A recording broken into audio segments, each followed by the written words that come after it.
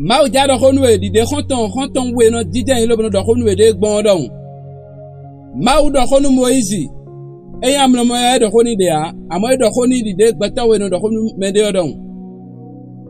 Gbe ndo la kele mau no do hona. Amo relation la parité adora mau e no me na pon lo bana si hu do honwe.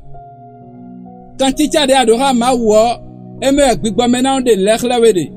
Awun yan wa yin da lo to me. Pourquoi on la santa de ngwen mi memba na khode ba ma na se de betwe mina hando titon si wo mama Hebrew Exode 33 verset 11 et unado ma va po Moïse po no pe numbo no doho le honton no pe numbo no doho danwe ene gudo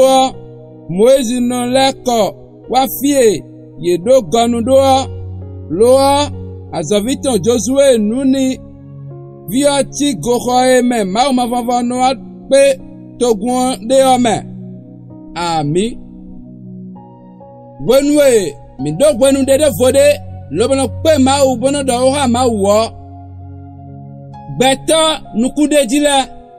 ina ba gwenu lobona do ha wilamo lobona ba da gwenu do gazanto me mais do rasisiru mawo eno di rasisiru mawo mo no ze kwenu lo no se mawo lo no pa mawo gwenu de azele bo zalo mawo si an kwasa mawo sinu kon on amodo sinda gbede na gbezanto me na nda gbede gbezanto e bo tenu akaze kwenu bele do kwa mawo lo gudo toton lo kaka ja fie gbeni eno wana zon bo sinda no mo le anamodo mire suazon ekwi mawo je zon lebio Asimado do pera mau lo bande na lawe bande nwela de yi dion do pera de yi yoba semba nu de masapo lo blo a o do a pe mavo ana pe mavo na ti gbeto lo poda won nde do andi atantama ani ze wide kwenu mau ena semba gbeto le na ze de wenu we lo na se gbetwe lo Jésus Christ sin come on nu da gbe de bu sona han we ado a pe mavo le Jésus Christ sin comme on nous da gbede bu sona ran ya do ado do pere ha ma mo fonfo lo ba mi do honton si gbeme do azoto me ya kabe nu e anu ha gbetole o anamodo nu ya de bu kusona ton si me o le Jésus Christ sin comme do ado do pere ha ma mo fonfo ba nu le bi na di onu we do presento me wonu a do honu maule o Ronle no hun ron ko sudo e lo ba hun si kwe na biledi e na yin hun do Jésus Christ sin comme bula lo bono nu bula lo ba ma umo e na je hun do ta to me da gbangba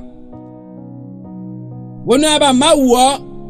di je da khore na gbe zanto me ba betela na mo ponu kun ko be na pacha e Moïse ton amo Josué no home me no home o te tono di awe lo ba ma udo nu bula le o tono di yawe tanturo di yawe do aro betaziwa di lobna ba mawu